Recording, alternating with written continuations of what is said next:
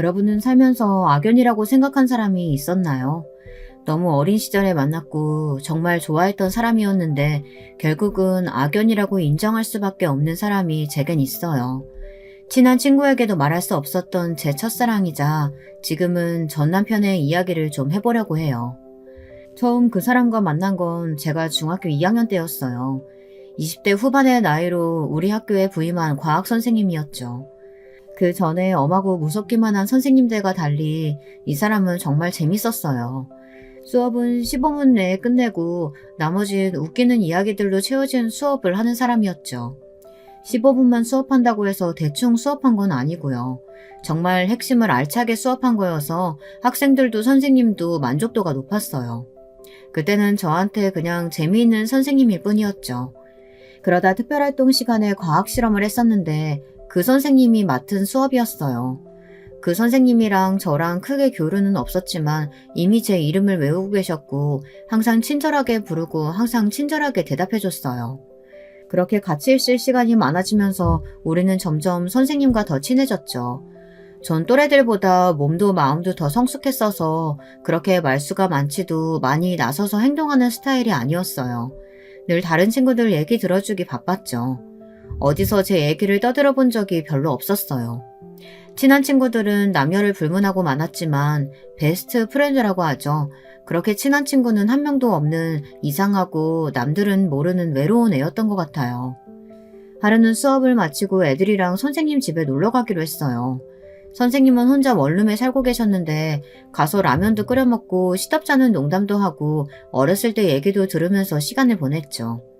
그러다 메신저 아이디를 알게 됐고 어쩌다 보니 선생님과 단둘이 대화하게 됐어요.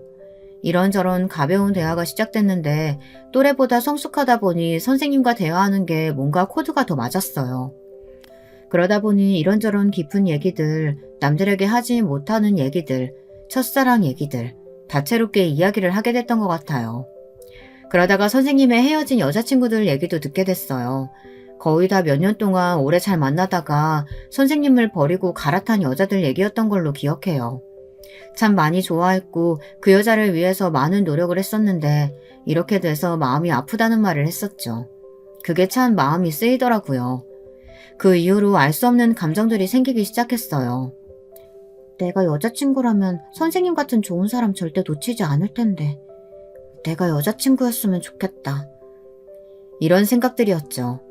제가 고등학교에 진학하게 되면서 자주 만날 수는 없었지만 자주 채팅하고 안부를 전하곤 했어요. 자주 채팅을 하게 되면 될수록 깊은 대화들을 하니까 그 사람의 많은 부분을 알게 되었죠. 그 사람의 식성, 좋아하는 이성의 취향, 좋아하는 여배우, 좋아하는 노래, 영화 등등. 그 사람이 좋아하는 모든 것을 나도 좋아하게 되더라고요. 언젠가 읽은 적이 있는 글이었는데요. 한 여자를 만난다는 것은 하나의 새로운 우주가 나에게로 오는 것과 같다라는 내용이었는데 딱 그거랑 같은 기분이었어요. 선생님이랑 자주 연락하고 졸업하고 나서도 친구들이랑 선생님 집에 놀러 갔어요. 우리 전용 아지트처럼 별게 없어도 거기서는 맘껏 웃을 수 있었어요. 선생님은 너희들이야 많이 놀러왔지 요즘 맡고 있는 애들은 전혀 놀러 오려고 하지 않는다고 하시더라고요. 저는 차라리 마음이 놓였어요. 나처럼 선생님을 좋아하는 애들이 더 생길까봐 너무 걱정이 됐거든요. 나처럼 선생님이랑 채팅하고 깊은 대화를 하는 사람은 없었으면 좋겠다. 나랑만 이렇게 대화하고 나만 선생님의 많은 걸 알았으면 좋겠다 생각했어요. 고등학교 2학년이 되니까 집에서는 공부에 대한 압박이 많아졌어요. 그 당시에 공부를 좀 잘했었기 때문에 부모님이 저한테 거는 기대가 컸어요. 동생들은 아직 철이 덜 든 장난꾸러기들이어서 뭘 하든 크게 꾸중하지 않으셨지만 장녀인 제가 조금만 장난을 치거나 놀려고 하면 너는 그러면 안 돼 라고 늘 말씀하셨죠. 제가 동생들에게 모범이 되기를 바라셨던 것 같은데 그로 인해서 저는 항상 외롭고 감정에 솔직하지 못한 사람이 됐어요. 외롭고 힘들 때 선생님이 알려준 좋은 노래들을 들었어요. 여자친구랑 헤어지고 들었던 노래들, 아름다운 옛날 노래들. 힘든 시간을 그렇게 보내고 그래도 힘든 게 좋아지지 않으면 선생님이랑 전화통화를 하거나 채팅을 했어요. 시간이 가면 갈수록 선생님과 학교 다녔던 추억들이 생각나서 그리운 마음이 더 커졌죠.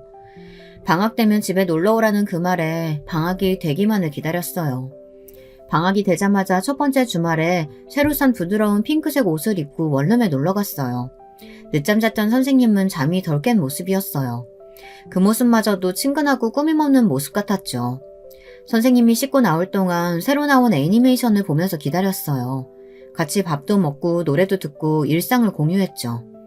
오랫동안 같이 대화하다 보니까 선생님도 저한테 스스럼 없이 개인사를 얘기했어요. 쌤, 집에서 결혼하라고 안 하세요? 그렇지 않아도 성하셔서 선도 한번 봤는데 영 아니더라. 엄마가 너무 답답하셨는지 점집에 가서 점도 보고 오셨어. 내가 동갑 아니면 나이 차이 엄청나는 여자랑 결혼한다더라. 와, 그래도 결혼은 하긴 하나 보네요. 뭐? 이놈이 쌤을 놀리면 되냐 안 되냐? 이리 와. 좁은 원룸에서 잡고 뛰고 놀다가 지쳐 둘 다 방바닥에 들어 누웠어요. 전 그때까지 선생님이라고만 생각했었기 때문에 남자와 같이 누워있다고 생각하지 않았던 것 같아요. 참 순진한 애 같았죠. 하지만 전 몸도 마음도 이미 성숙한 여자였어요. 선생님이 알려주는 모든 걸 좋아서 스펀지처럼 흡수하고 좋아한다는 눈빛을 마구 보내댔으니, 게다가 누워서 말똥말똥한 눈으로 바라보고 있었으니 선생님은 순간 뭔가 복잡한 눈빛이었던 것 같아요.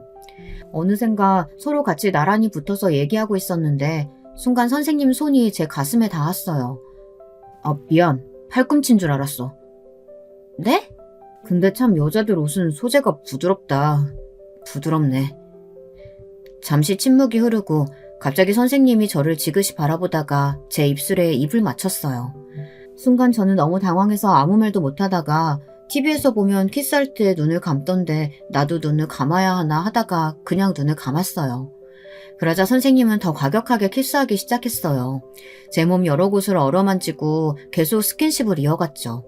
저는 처음 겪는 일이라 정신이 하나도 없었어요. 어쩌다가 이렇게 된 건지 어떤 상황인지 정신이 없었죠. 나만 좋아한 게 아니었나? 선생님이 나를 좋아하다니, 나랑 이런 관계가 될 수 있다니. 이런 생각들 뿐이었던 것 같아요. 몇 시간째 서로 이리저리 뒹굴다가 더는 안 되겠다. 더 이러면 나 못 멈출 것 같아. 그러고는 저를 꼭 안아줬어요. 가는 길에 저를 바래다주며 내가 너 좋아하는 거 알지? 조심해서 들어가고 또 연락해. 저는 공부에 전혀 집중이 되지 않았어요. 집에 가서 책상에 앉아서도 자려고 자리에 누워서도 온통 그날 있었던 생각들 뿐이었죠. 일주일 후에 다시 찾아갔을 때 선생님은 저랑 거리를 두려고 했어요.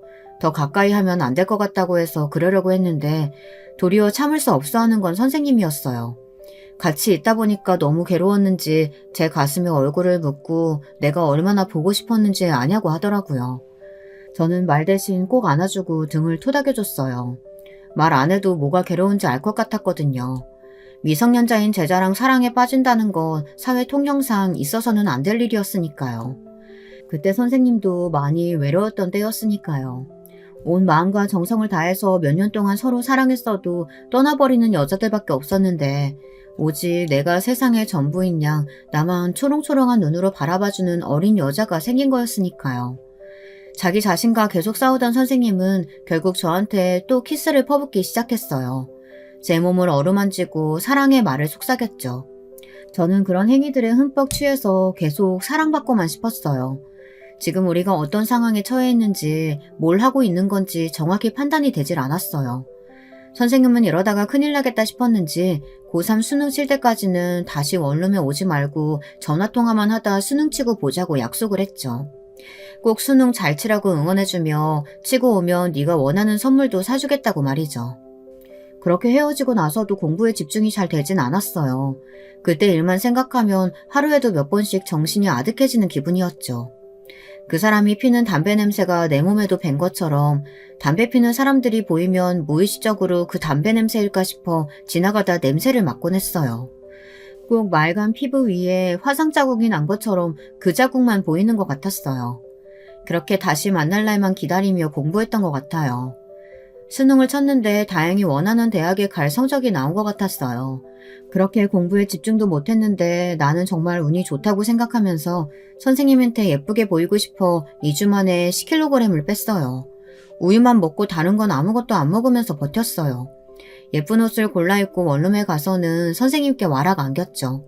서로 많이 보고 싶었던 걸 참고 또 참아서 그랬는지 그야말로 사랑 말고는 나눌 게 없었어요.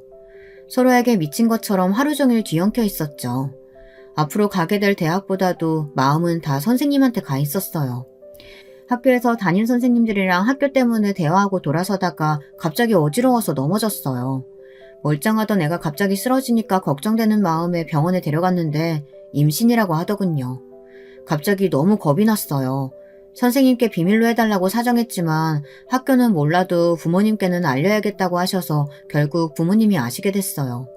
우리 집도 선생님 집도 결국 발칵 뒤집어지고 고성이 오고 갔어요. 학교 선생님이라면서 애한테 무슨 짓을 한 거냐. 다 큰 앤데 작정하고 원룸에 찾아온 거 아니냐. 몸으로 들이댄 것 같은데 우리 아들도 피해자다. 이런 충격적인 말들이 오고 갔죠. 서로가 상처 입히는 말만 하는 통에 저는 울기만 했어요. 엄마 아빠한테도 너무 미안하고 제가 한 행동들이 부모님을 상처 입힐 거라는 생각은 못한 거죠. 기왕 이렇게 된 거 좋게 해결합시다. 사람 좋아하는데 이유 있나요? 옛날 같으면 결혼하고 애도 낳을 나이 맞잖아요. 식은 조용히 치르는 걸로 합시다. 극적인 타협이 이루어졌지만 갑자기 일어난 모든 일들은 저한테 그냥 혼란 그 자체였어요. 어쨌든 고등학교 졸업과 동시에 결혼을 하게 됐어요. 식은 조용하게 가족들끼리 치러졌어요. 친구들도 초대하고 모두의 축하받는 결혼을 하고 싶었는데 이렇게 결혼을 하게 된다는 게 조금 서글프게 느껴졌네요. 그래도 좋아하는 남편이 있으니까 다 괜찮다고 생각했어요. 근데 그걸 잊고 있었더라고요. 제 친구들이 결국은 다 선생님 제자라는 거죠. 시댁에서 선생님은 제 고등학교도 아닌 중학교 선생님이었기에 사실이 알려지면 선생님의 평판에 큰 금이 갈 거라는 거였어요. 결국 저는 도둑 결혼을 하고 동창들과도 인연을 끊어야 했습니다. 한 10년쯤 지나고 나면 친구들한테 이야기할 수 있을까?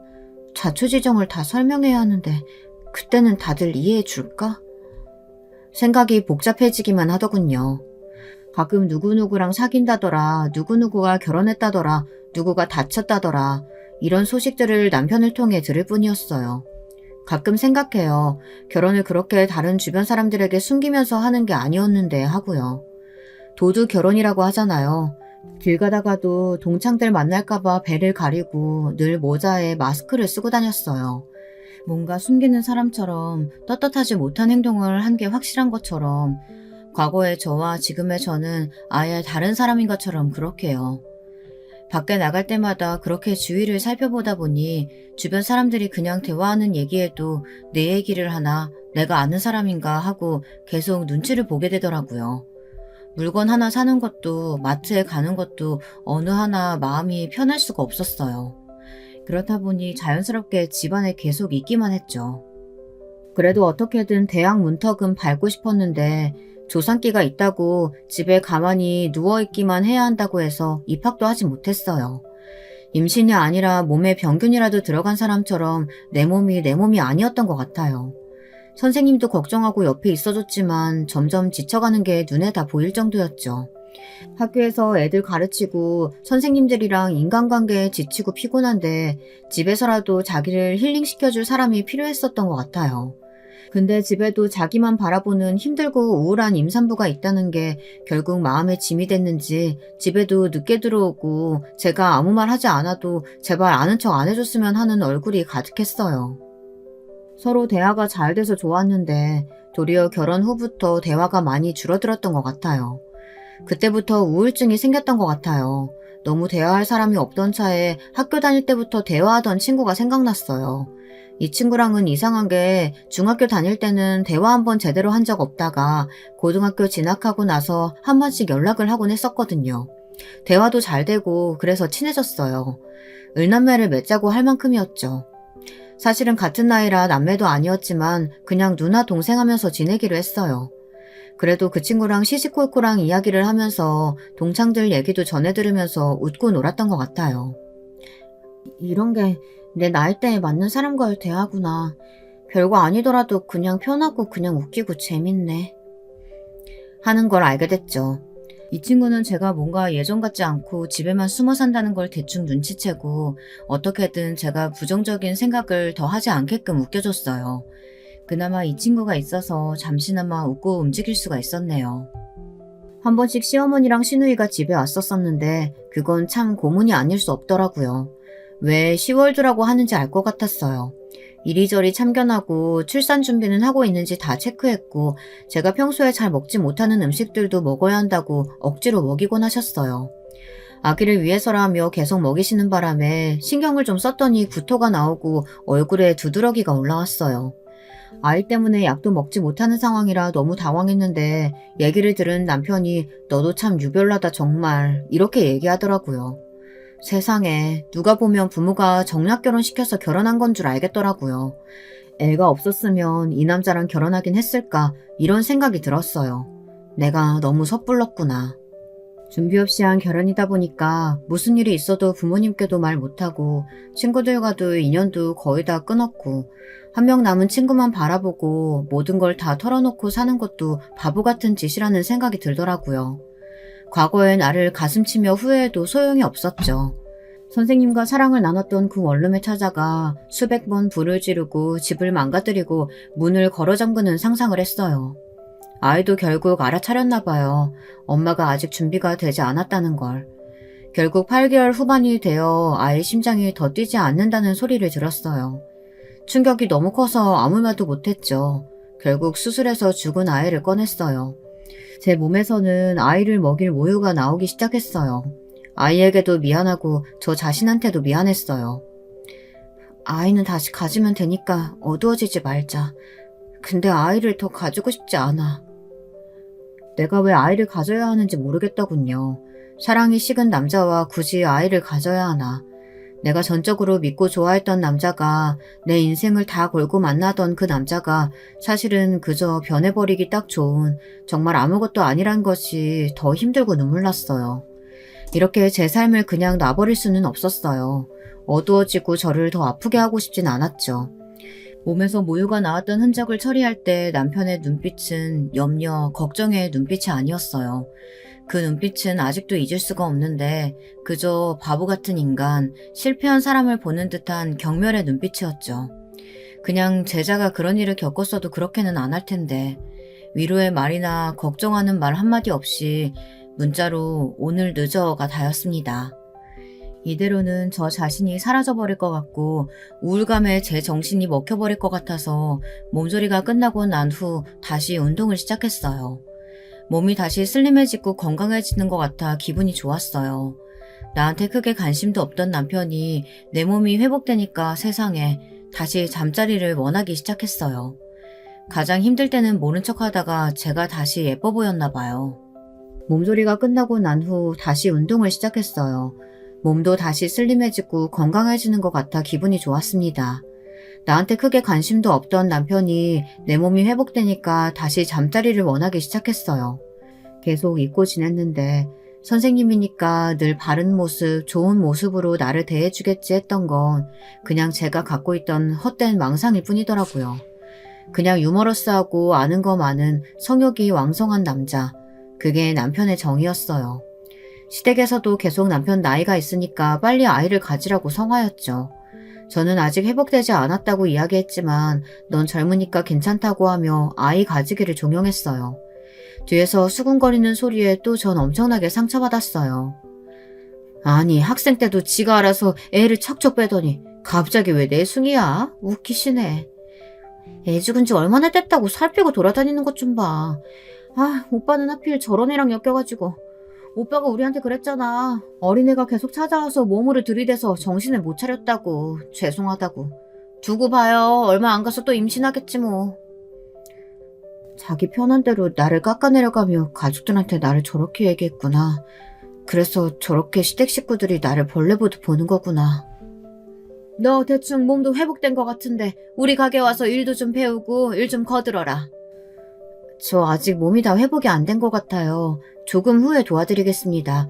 제 마음 추스르는 것도 좀 걸릴 것 같고요. 그럴 땐 혼자 마음 추스른다고 되는 게 아니야. 내일 8시까지 가게로 와라. 네. 제가 생각했던 것과는 달리 어머니는 저를 거의 알바생으로 생각하시는 것 같았어요. 아침부터 저녁까지 제가 잠시라도 앉아있는 꼴을 못 보는 것 같더라고요. 옆에 같이 일하는 아주머니가 유산한 지 얼마 안 된 며느리를 이렇게 부려먹는 시어머니는 처음이네 진짜. 자기 딸은 그렇게 애지중지하면서. 아휴 하시더라고요. 며칠 동안은 그럭저럭 버틸만 했는데 3일이 지나니까 슬슬 몸이 힘들어지더라고요. 그래도 어머니 성화에 아침부터 나가서 일했는데 갑자기 아랫배에 심한 통증이 생겨 괴로워하다가 넘어졌어요. 나중에 정신 차려보니 제가 쓰러졌었다고 하더라고요. 정신을 차려보니 병원이었어요. 정신이 좀 드세요? 유산하셔서 정신을 잃으셨어요. 유산이요? 저 사산한 지 얼마 안 됐었는데. 아직 몸을 좀 추스러야 했는데 식당에서 일을 하셨다고요? 그렇게 무리하시면 안 됩니다. 계속 이렇게 되면 습관성 유산이 될 수 있어서 아이 가지고 싶어도 못 가지게 돼요. 지금은 나이가 어려서 금방 회복한다고 해도 이게 반복되면 큰일 납니다. 스트레스 받지 마시고 치료에 집중하세요. 이분 보호자는요? 시어머니 오셨었는데 식사하러 가신다고 아들이랑 나가시더라고요. 혹시 지금 퇴원 가능한가요? 아니요, 조금 있다가 한 이틀 정도 회복하고 가세요. 저는 바로 병원으로 엄마를 불렀어요. 엄마, 여기 현대병원인데 좀 와주세요. 황급히 달려온 엄마는 제 상태를 보고 계속 우셨어요. 밥 먹고 온 남편에게 뭐라고 하셨죠. 자네는 애가 사산한 지 얼마 되지도 않았는데 또 임신을 시키다니. 어머니가 몸도 다 회복되지 않은 애 일 시키는 건 알고 있었나? 남편이 우물쭈물하자 엄마는 더 언성이 높아지셨어요. 학교 다닐 땐 자네 제자였지만 지금은 자네 배우자인데 배우자로 생각은 하는 거야? 존중해주고 아껴줘야 하는 배우자. 자네 마음대로 함부로 해도 되는 그런 사람이 아니라는 거네. 그건 자네 어머니도 마찬가지고. 몸 추스릴 동안 집에 데리고 있을 테니까 자네는 이만 가게. 남편은 아무 말도 못하고 집으로 갔어요. 병원에서 몸이 좀 회복하고 나서 몸에 삽입하는 피임 장치를 넣었어요. 더 이상은 제 몸이 망가지게 하고 싶지 않았어요. 당장 이혼을 할까 생각했어요. 어차피 주변에 제 결혼에 대해 아는 사람도 없고 잘못된 인생을 다시 새롭게 시작하고 싶었죠. 조용히 제 인생 계획을 다시 세우기 시작했어요. 내가 뭘 할 수 있는지 계속 생각했죠. 글도 써보고 그림 그리기도 시작했어요. 엄마도 지원해주겠다고 하셔서 우선 디지털 대학에 다니기로 하고 카페 알바도 시작했어요.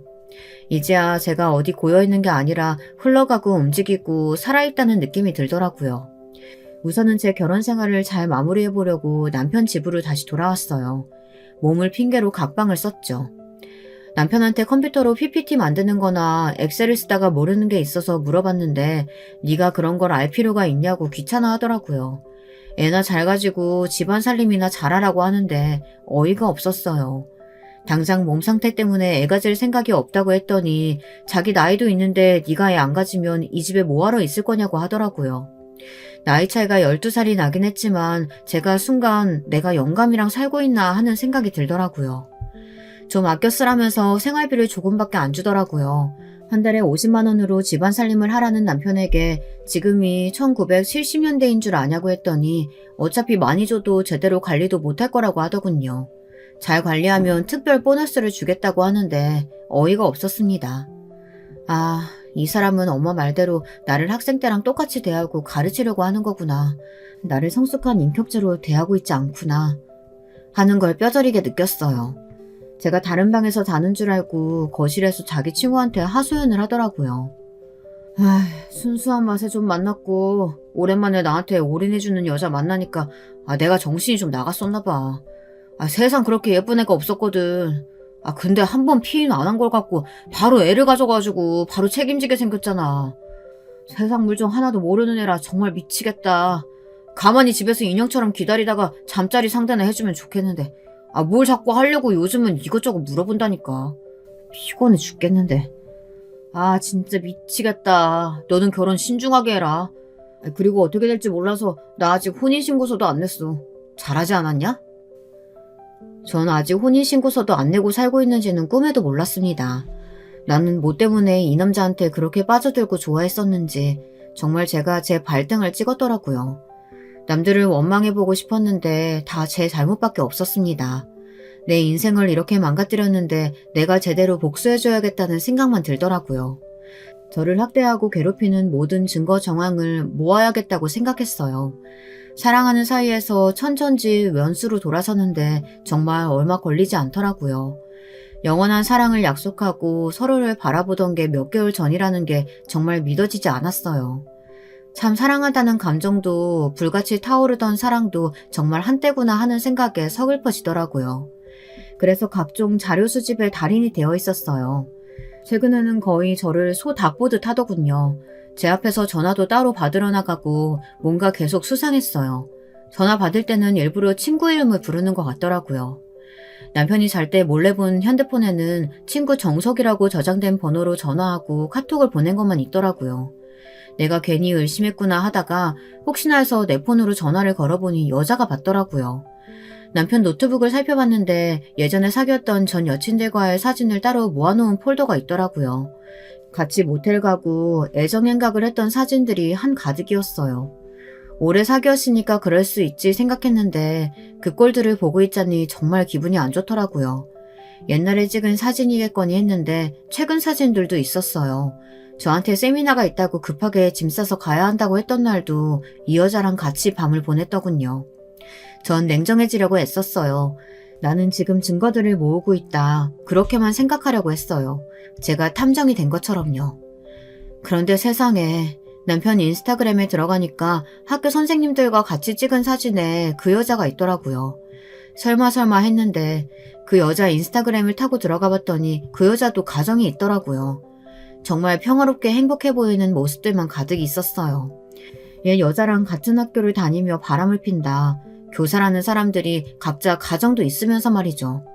같은 학교 다니면서 둘 다 기혼자인데 바람을 피고 있었네요. 어쩐지 더 이상 저한테 잠자리 하려고 하지 않던 이유가 이거였었나 봐요.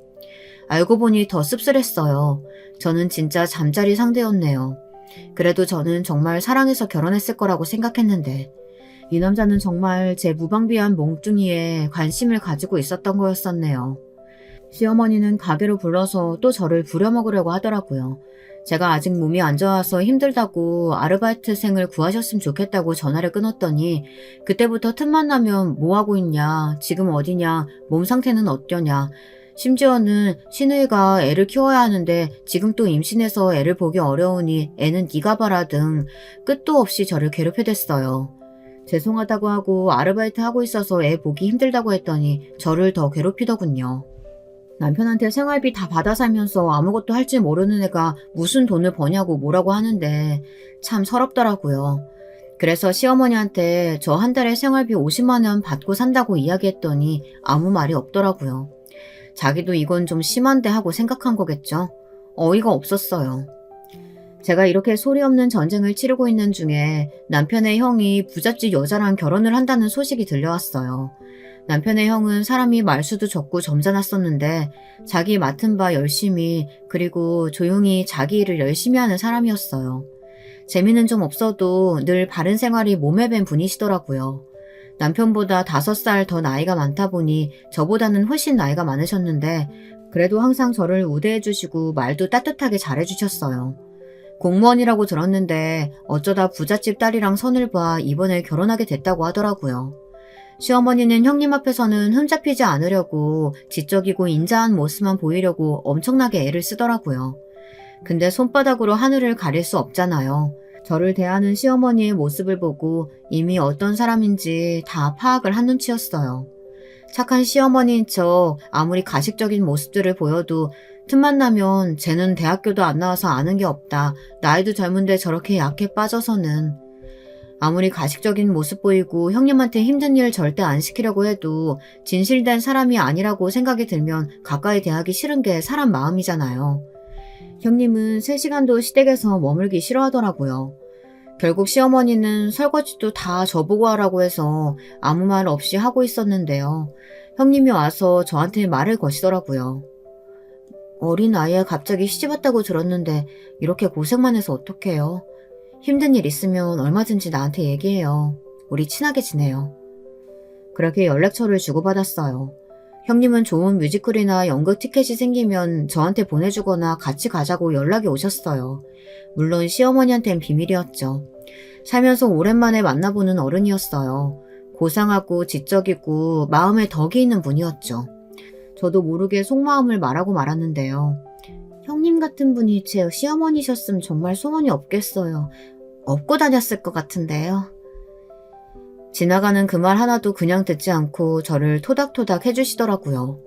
집안 행사가 있을 때마다 설거지는 늘 제 몫이었어요.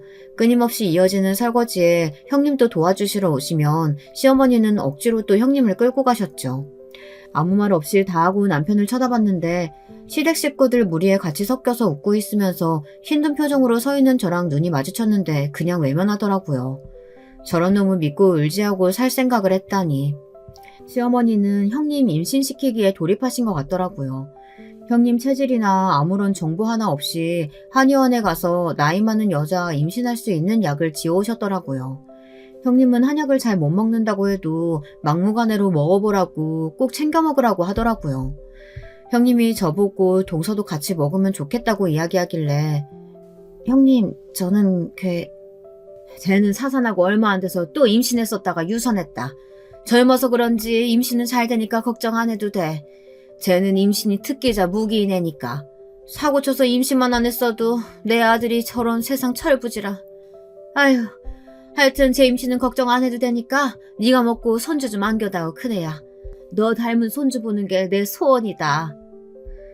남편은 제가 그런 얘기를 듣는 걸 다 듣고 그냥 웃기만 하더라고요. 12살 어린 제자를 그냥 임신부터 시킨 건 선생이란 직업을 가진 대개 아드님이라고 하고 싶었지만 간신히 참았어요. 남편은 이제 정말 내 사람이 아니구나. 내가 무슨 말을 듣고 무슨 일을 겪어도 그저 남일처럼 보기만 하는구나. 마음이 다 떠났어. 돌아서서 조용히 설거지만 했습니다. 이제 남편 외도 증거도 다 모았으니까 다 복수해야겠다고 마음먹었어요. 남편한테 말하지 않고 조용히 다들 TV 보며 웃고 떠들 때 조용히 시댁에서 나왔어요. 근처 커피 맛집이 있었는데 거기서 비싸고 맛있는 커피를 시켜 마셨어요. 기분이 좋아져서 맨날 올라오는 글만 읽었었는데 용기 내서 글을 써서 올렸습니다. 제목은 절망에서 벗어나 마시는 달콤한 커피 한 잔이라는 제목으로요. 오랜만에 마신 커피가 그렇게 달콤할 수가 없더라고요. 다음날 알바 가려는데 시엄마랑 시누이가 갑자기 집에 쳐들어왔어요. 나이만 어린 줄 알았더니 버르장머리까지 없는 줄 몰랐네. 어디 그런 싸구려 짓거리 하는 거야? 대체 그게 무슨 말씀이세요? 중요한 일 않으면 나중에 해요. 저 읽어야 돼요. 네 형님 준 보약이 아무리 탐났어도 아무 말 없이 약 가지고 도망간 건 좀 심한 거 아니야? 손버릇까지 안 좋은 건 몰랐는데 너도 참 어이가 없어. 그래서 왔다. 그런 적 없어요. 다들 잘 지내고 재밌어 보이시는데 산통 깨기 싫어서 조용히 혼자 나왔어요. 그리고 전 지금 임신 생각 없어서 피임 중입니다. 그 약 먹을 이유가 없어요. 갑자기 시어머니가 제 뺨을 쫙 하고 때리더라고요. 하지도 않은 일로 맞기까지 하니 더 화가 났어요. 이게 어디서 나를 속이려 들여? 뭐? 꼴에 피임? 큰애 먹으라고 보약 지어놓은 걸 먹고 양심 찔리니까 몰라 내뺀 거 아니야? 도둑년, 나가 뒤져. 감히 네가 그걸 먹어? 너 미쳤구나. 어디서 내 딸한테 손을 대? 엄마도 똑같이 시어머니 뺨을 올려 붙였어요. 시어머니는 넘어지면서 허리까지 다치신 것 같았어요. 너도 맞아보니까 아프지? 네가 먼저 때린 거야. 알겠어? 이런 거지 같은 집안이랑 엮일 필요 없으니까 가자. 이제 헤어지는 마당에 시어머니라고 부를 필요도 없겠죠. 아줌마, 내가 이날을 얼마나 기다렸는지 아줌마는 모를 거예요. 오늘 맞은 거 진단서까지 뗄 거니까요. 저 이제 가만히 있지 않을 거예요. 잘 준비해두세요. 두 손 싹싹 빌게 해줄 테니까. 짐을 챙겨 나오는데 속이 다 시원하더라고요. 나중에 확인해보니까 형님이 한약 한 입 먹고 너무 쓰고 속이 메스꺼워서 남편 시켜 몰래 버리셨대요. 시어머니는 그 많던 약들이 하나도 보이지 않으니까 지레 추측한 거였어요.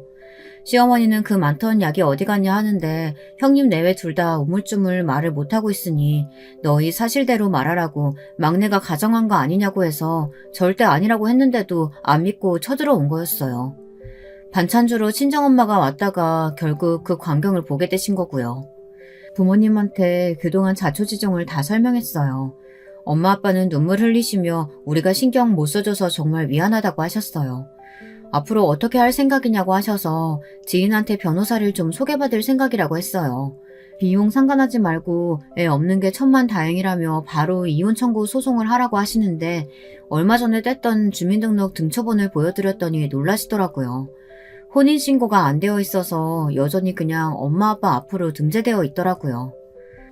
이런 미친 것들이 진짜 미쳤구만! 아빠를 진정시키고 큰형님께 전화드렸어요.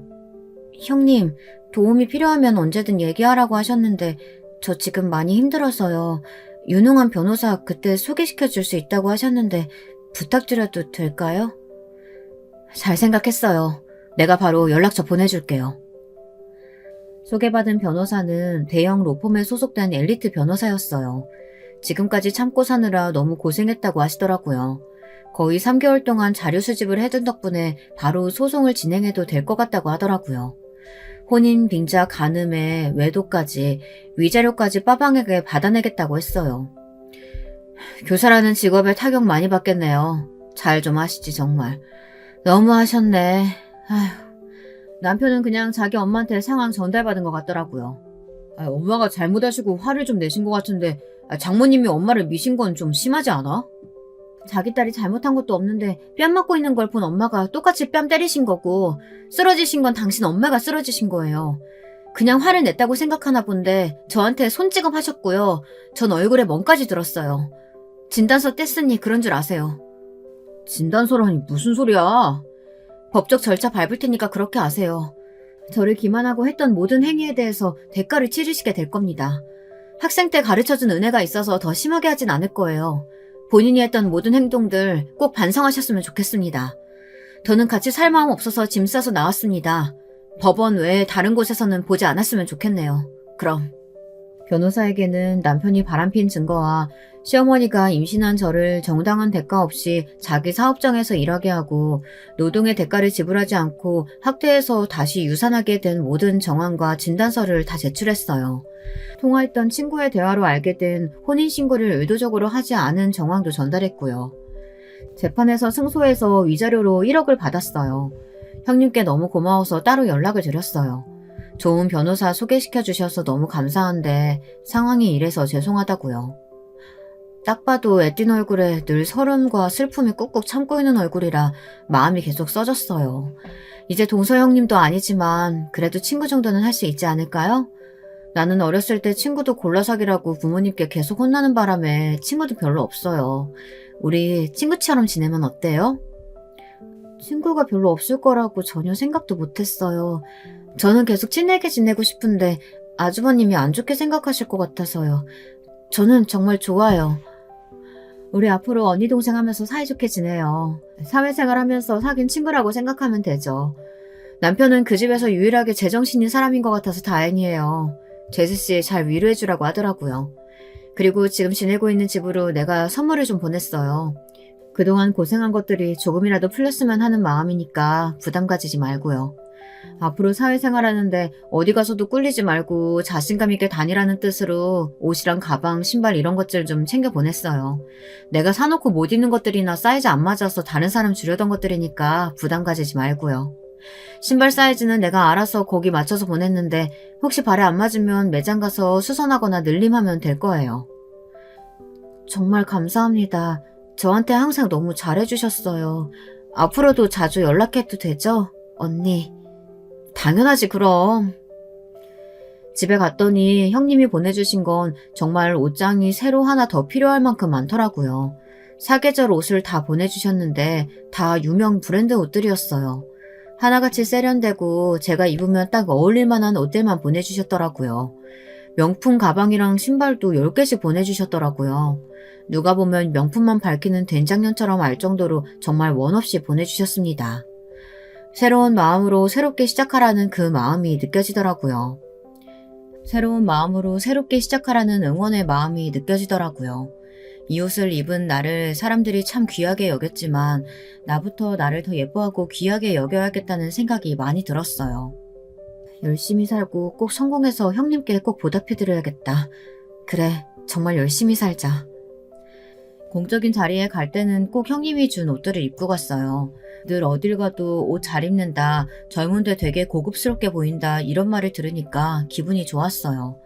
출판사나 글 쓰는 업무 관련된 사람을 만나러 갈 때도 저렇게 입고 가면 함부로 대하지 않고 친절하게 잘 대해주시더군요. 이렇게 다른 사람들한테도 예쁨 받고 지내라고 형님이 챙겨주셨구나 하는 생각이 들었어요. 시어머니의 막창집에서 일하시던 이모님을 길 가다 만났는데 이뻐진 저를 보면서 정말 잘 됐다고 잘 살라고 당부해 주시면서 이런저런 소식을 알려주셨어요. 결국 시어머니는 다쳤을 때 터진 디스크가 수습이 안 돼서 허리 수술을 받았대요. 운영하던 막창집은 일하던 알바생이 사람을 너무 부려먹고 음식 다시 돌려쓰게 한다고 글을 올리는 바람에 소문이 나서 장사를 접었다고 하더라고요. 사람한테 잘못한 건 정말 어떻게든 다시 돌아오는 것 같아요. 더 재미있는 건 남편과 그 상간녀였어요. 운영하던 막창집은 어떤 알바생이 열받아서 판회에 글을 올리는 바람에 소문나서 장사를 접었대요. 알바생한테 돈 주기 아까워서 저까지 써가며 그렇게 난리를 쳤는데 결국 이렇게 망하네요. 재판 가서 우리 사건에 관심을 가진 저한테 연락이 왔어요. 인터뷰를 하고 싶다고요. 저는 그냥 솔직하게 있었던 일들을 이야기했고 기자는 제 신분을 절대 노출되지 않도록 해주겠다고 약속해서 기사를 내도록 허락했어요. 그 기자님이 기사를 아주 맛깔나게 잘 쓰셨더라고요. 남편 얼굴과 상간녀 사진도 모자이크 처리돼 나가긴 했는데 학생들이 학교에서 찍힌 2명을 바로 알아본 바람에 난리가 났었대요. 학교에서는 기자한테 왜 상관없는 우리 학교 선생님들 사진을 허락도 없이 기사에 실었느냐고 내용 정정을 부탁했다고 하더라고요.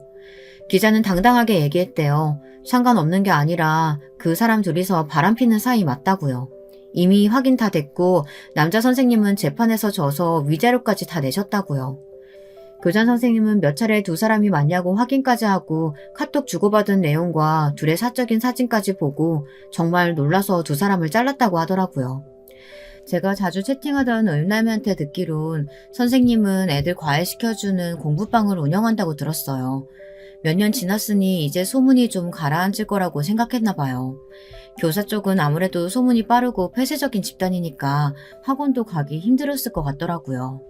소문이 좀 가라앉고 몇 년 후 선생님은 애들 과외시켜주는 공부방을 운영한다고 들었어요.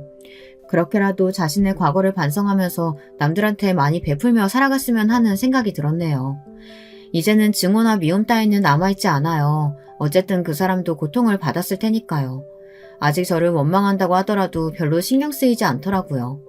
어쨌든 우리는 이미 남이니까요. 전 여전히 글 쓰면서 아르바이트도 하고 이제 학교도 졸업해요. 글 쓰는 사이트에서 인기 작가가 됐고 유명 출판사에서 책을 내자고 해 오늘 계약을 하고 돌아왔어요. 초반에는 좀 쉽지 않은 경험들로 이루어진 삶이었지만 이제 중년이 되면 그동안의 경험들이 밑거름이 돼 더 일이 잘 풀리지 않을까 생각해요.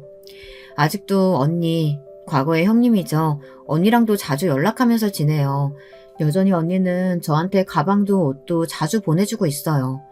이쯤 되면 일부러 잘못 사는 건지 저 주려고 그냥 사는 건지 헷갈리지만 항상 만나면 반갑고 좋은 사람이에요. 그 선생님 덕분에 얻은 건 글 쓸 소재들과 이런 좋은 인연이네요. 요즘 연애도 하고 있어요. 그 이후 여러 남자도 만나고 연애도 했는데 재미있더라고요. 그렇게 깊게 연애는 하지 않았지만 새로운 사람과 만나는데 두려움을 갖지 않으려고 몇 달 만나다 헤어지고 새로운 사람을 또 만나곤 했어요. 아, 이런 게 사람과 사람이 서로 사랑하는 거고 연인과 사랑은 이렇게 하는 거구나. 이런 걸 깨달았어요. 덕분에 글도 다채롭게 잘 써지고 좋더라고요. 사실 요즘은 지금 계약하고 온 출판사 편집장이랑 만나고 있어요. 제 글을 보고 관심을 가졌다가 실제로 만나고 계속 호감을 드러내더라고요. 섣불리 연애의 감정 가지지 않으려고 하는데 이 남자가 참 재밌고 편해요. 같이 있으면 마음이 저절로 스르르 풀리게 되더라고요. 여자 정말 많이 만났겠다 하니까 나도 그러려고 했는데 그러지 못해 아쉽다고 하더라고요. 제가 먼저 나도 그렇다고 아쉬운 사람끼리 그럼 한번 만나보자 하니까 너무 좋아하더라고요. 나는 한번 살다가 헤어졌는데 괜찮겠어요? 그건 이미 글 봐서 알고 있어요. 나도 오래 사귄 여자 있고 동거도 했었어요. 괜찮겠어요? 난 상관없어요. 그럼 우리 오늘부터 1일 할까요? 스스로 만남을 결정한 만큼 솔직해진 저는 당연하다는 듯이 고개를 끄덕였어요. 나 자신을 있는 그대로 봐주는 사람, 같이 있으면 티키타카도 잘 되고 좋은데 여행도 가고 일상도 같이 공유할 수 있어서 좋아요. 그리고 각자의 일을 열심히 하면서 또 사랑도 하니까 서로에게 더 매력을 느끼는 것 같고요. 상황에 따라 변해버릴 사람이 아니라 늘 소나무처럼 든든하게 나를 아껴줄 사람을 만나려고 해요. 리트머스 종이 같은 남자는 정말 이제 넌덜머리가 나더라고요. 그 선생님이 저한테 뼈에 사무치도록 확실히 알려준 게 있어요. 나 같은 사람은 만나지 말 것. 이제 비슷한 이름과 얼굴만 봐도 멀리할 것 같아요. 그동안 괴로웠던 만큼 이제는 스스로 제 인생에 책임지면서 재미있게 살아보려고 해요. 과거에 무슨 일이 있었던 간에 지금부터는 즐거운 일들만 가득할 거라고 믿고 다들 오늘 하루 보내셨으면 좋겠네요. 좋은 하루, 좋은 일들만 가득하세요. 여성 사연자분께서 보내주신 이번 사연은요, 유독 여러분께 편안한 울림을 주지 않을까 싶어지는 이야기입니다. 어떤 내용이 펼쳐질지 저와 함께 이번 사연을 바로 만나보실까요? 제가 사연에 빠지다에 푹 빠져서 올라오는 사연마다 다 눌러보는 열혈 시청자인데요. 올해 혼자서 사연을 보내볼까 말까 고민을 하다가 드디어 결단을 내리고선 제 사연을 소개해 주십사 하고 신청을 해보게 되었습니다. 제가 나이가 좀 많은 편이에요. 사연에 빠지다를 보면 젊은 사연자분도 있고 나이가 꽤 드신 사연자분도 있는 것 같은데 그래도 저처럼 나이대가 높은 사연자분은 잘 없는 것 같아서 조금 부끄럽고 민망하기도 합니다. 돋보기 안경을 써야지만 글자가 또렷하게 보이고 젊었던 시절보다 비교도 안 되게 움직임이 둔해진 손가락은 타자 한 번을 치는데 세워라 내워라를 부르짖지만 저의 사연을 완성해보겠다는 다짐, 그 각오 하나로 움직여봅니다. 다른 분들처럼 대단한 사연을 가지고 있어서는 아니고 다만 길지 않게 남은 저의 인생, 당장 내일 죽을지도 모르는 것이 사람 사는 모습인 것을 아는 만큼 하나라도 세상에 저의 발자취를 남겨보고 싶다는 욕심이겠죠. 세상 천지의 컴퓨터는 무슨 핸드폰이라는 것도 상상조차 못해보았던 저의 어린 시절, 저는 몹시도 형편이 어려운 집안에서 태어나고 자랐습니다. 위치로 따지면 서울의 근교였지만요. 많은 발전이 이뤄지고 나서야 서울이 포화 상태가 되니까는 서울 옆에 경기도며 인천이며 이런 곳들도 발전이 번져나갔지 옛날엔 그러지가 못했습니다. 서울하고 가깝다지만 영 시골스러웠던 제 고향 동네는 허름한 집들이 즐비해 있었습니다. 언감생심 아파트 같은 건 한 채도 없었죠. 그 동네는 집집마다 애들이 많았었는데 저희 집도 자식만 6이었습니다. 첫째, 둘째가 딸, 셋째가 아들, 넷째, 다섯째가 딸, 여섯째가 아들인 집이었습니다.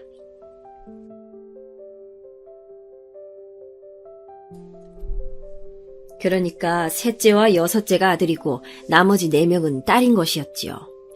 제가 바로 넷째였어요. 큰언니는 마치 또 한 명의 엄마 같았습니다. 동생들이 일사불란하게 움직이면서 좁은 집구석 안에서 사고를 치지 못하도록 감시하고 통제하는 총감독 역할이었죠. 큰언니의 충실한 조수로는 작은언니가 있었고요. 오빠는 부모님의 관심이라든지 애정을 많이 받는 귀한 아들이었기 때문에 늘 기세등등하고 기고만장하기 일쑤였으나 언니들의 성질머리가 원체 만만하지 않았기에 두 사람이 합심할 때면 오빠가 그 앞에선 힘을 못 쓰고 깨갱 꼬리를 말아야만 했습니다. 제 밑으로 여동생과 남동생은 연년생입니다. 서로 1살 차이라서 유년 시절의 두 사람은 늘 도토리 기재기였죠. 언니들과 오빠로 구성된 마지 집단, 그리고 막내 2명으로 구성된 막내 집단, 이렇게 유형이 갈렸는데 그 가운데서 저는 낙동강 오리알도 아니고 정말 덩그러니 외로운 위치였습니다. 동네의 집들도 대체로 애들이 많았기 때문에 다 비슷한 모양새로 살았습니다만 저희 집은 개 중에서도 조금 더 가난했었던 것 같아요. 당장에 먹고 살기에 급급하면 다른 모든 것들은 사치의 영역에 들어가 버립니다. 저희 6남매가 모두 균등하게 교육의 기회를 받기란 불가능이었어요. 큰언니부터가 일찍이 돈을 버는 것에 뛰어들었고 학교 가는 것을 유난히 좋아했고 공부에 관심이 많던 작은 언니 역시도 때가 되자 집안의 형편을 감안하여 더 학업을 잊지 않고 돈을 벌기 시작했습니다. 공부를 계속 이어갈 수 있는 특권이 처음 주어졌던 사람은 바로 집안의 셋째인 오빠였습니다. 첫째와 둘째가 공부를 저버리고 돈을 버니까 이제 셋째부터는 돈 버는 것 말고는 공부를 하나보다. 저는 그렇게 생각했었어요. 하지만 그것은 착각이었어요. 부모님께서는 웬일로 저를 따로 찾으시면서 저에게 중요한 말씀을 전달해 주셨습니다. 이제 너도 돈을 벌어 와야지. 어차피 네가 나중에 대학에 들어갈 것도 아닌데. 여자애는 그저 나중에 나이 차서 시집이나 잘 가면 그만이야. 제가 공부를 해서 학자가 되겠다는 것도 아니었건만 부모님께서는 제가 마치 그런 발언이라도 한 것 마냥 질색을 하시면서 제가 공부를 얼른 그만두고 돈 버는 곳에 나가기를 원하셨습니다. 제가 천지적인 공부 두뇌를 타고났다면 또 모를까. 그런 영화 같은 전개는 저에게 이뤄지지 않았기 때문에 저는 다른 수 없이 학업을 더 잊지 않고 돈을 벌러가는 수밖에 없었습니다. 저는 무려 옆 지역까지 가서 일을 하게 됐는데 그곳에는 먼 친척집이 살고 있었으므로 저는 그곳에서 신세를 지게 됐어요. 이때부터 겪었던 일은 글로 적으려면 제 손가락 관절이 닳아버릴 것이고 말로 뱉으려면 눈물이 터져 나와서 하기가 힘들 것입니다. 그 나쁜 놈의 먼 친척집에서 제가 얼마나 고초를 당했었는지 몰라요. 지금 생각하면 저는 그저 힘없는 10대 소녀였을 뿐인데 저에게 쌓인 화를 풀고 괜히 못되게 굴고 괴롭혀대면서 자기들끼리 신이 났었던 거죠. 그곳에서 일을 다녔던 공장에서의 상황도 썩 좋지 못했기에 저는 이중고에 놓여 있었습니다. 그 집에서는 가사노동을 착취당하는 무급 하녀였으며 공장에서는 텃세와 이간질에 시달리며 어깨 한번 바르게 펼 수 없는 신세였습니다. 이대로라면 진짜 내가 죽을 수도 있겠구나. 이대로는 못 살아. 나는 집으로 돌아가야겠어. 하루는 친척들로부터 생명의 위협까지 느낀 제가 두려움에 떨게 되었고 집으로 몰래 도망갈 계책을 꾸렸습니다. 아예 작정을 했다가 기회를 봐서 차비를 챙겨다가 집으로 도망을 갔어요. 저는 심지어 제가 번 돈을 그 친척들에게 거의 뜯기고 있던 마당이었습니다. 도저히 견딜 수 없어서 힘들게 도망을 쳐서 저희 집으로까지 갔어요. 그런데 오랜만에 본 저를 가족들이 별로 안 반겨주더군요. 부모님께서는 제가 눈망울에 눈물을 크게 달고선 털어놓은 지난 이야기를 들으시며 한숨부터 푹푹 내쉬셨습니다. 너 그래가지고선 세상을 어떻게 살아가려고 하는 거야? 애가 왜 이렇게 유약하고 나약하냐 이 말이야. 그 말씀을 듣고 제가 눈물바람이던 것을 멈췄었네요. 제가 예상했던 반응이 아니어서 너무 당황스러웠고 어찌할 바를 몰랐습니다. 그러고 보니까 부모님뿐만 아니라 저의 형제들도 저를 대하는 게 미적지근하더라고요. 제 바로 아래 여동생은 저처럼 딸이지만 저와는 다르게 앞으로 계속 공부를 시켜야겠다는 그런 얘기를 듣고선 정신이 멍해졌습니다. 막내인 남동생은 말할 것도 없었고요. 네가 집에 돌아와서 뾰족한 수가 있었다면 모르겠는데 바로 일도 안 다니고 식량만 축내고 집에서 면적만 차지하고 누워있을 거라면 우린 너를 받아줄 수가 없다. 그래, 지금으로서는 음식 들어갈 입 하나 줄이는 게 우리한테는 더 나으니까. 네가 우리 상황을 이해해 주렴. 제가 없었을 때 편했었나 봐요. 사람이 하나 줄어드니까 좋았었나 봅니다. 큰언니는 일터에서 숙식을 해결하고 있었고 실상 남매들 중 4명과 부모님 이렇게 지냈던 것인데 그렇게 지내보니까 좋았나 봐요. 좁은 집구석에 사람이 꽉 차지 않는 게 편했으니까 저를 안 반겼겠죠. 동생들은 앞으로 공부를 시킬 것이니까 한 푼 두 푼이 아까운 상황이므로 제가 괜히 일을 쉰다거나 하면서 쓸데없이 시간 낭비를 하지 않았으면 좋겠다는 바람을 부모님께서는 보내오셨습니다. 너는 괜찮은 남자 있으면 시집을 가도 좋아. 시집을 일찍 가버리면 그것만큼 홀가분한 게 또 있겠니? 안 그래? 아무리 옛날 그 시절이었다고는 하지만 제가 결혼을 해서 아녀자가 되기에는 나이가 참 어린 때였습니다. 그럼에도 저에게 대수롭지 않게 그런 말씀을 하시는 부모님을 보면서 제 마음은 슬프고 화가 나기보다는 씁쓸했던 것 같아요. 찢어지게 가난한 집구석에서 자식만 6, 원조를 받을 수 있는 친척들은 단 한 명도 존재하지 않아서 자력으로 헤쳐나가야 하는데 부모님은 두 분 다 배운 것도 없고 가진 기술도 없었으니 상황을 타개하기란 불가능이었고 그저 자식들이 죽지나 않고 건강하게 자라서 시집 장가나 잘 가버리면 그것으로 최선이었을 것입니다. 그러다가 혹시나 운 좋게 돈 많은 배우자를 만나면 집안 살림이 확 필 수 있는 것이었고요. 어렸던 그 나이에도 저는 그 순간에 그런 깨달음이 들어서 저희 집의 모양새가 너무 가엾게 느껴졌었어요. 저는 이튿날 조용히 집을 떠났습니다. 다시 먼 친척 집이 있는 그 동네로 돌아갔지만 거처는 그곳으로 하지 않았어요. 공장에서 당하는 극심한 텃세에 저처럼 피해를 입은 동지들이 있었고 그 중에서 마음 맞는 친구를 사귈 수가 있었거든요. 그 집에 가서 정당한 대가를 지불하고 신세를 질 작정이었습니다. 새로이 그런 일자리를 구하는 게 벅차게 느껴졌기에 우선 일터는 그곳으로 둔 것이었죠. 하지만 일찍 시집을 가고 싶진 않아. 나 자신을 그렇게 결혼이라는 것에 휩쓸려 가게끔 만들고 싶은 생각은 조금도 없어.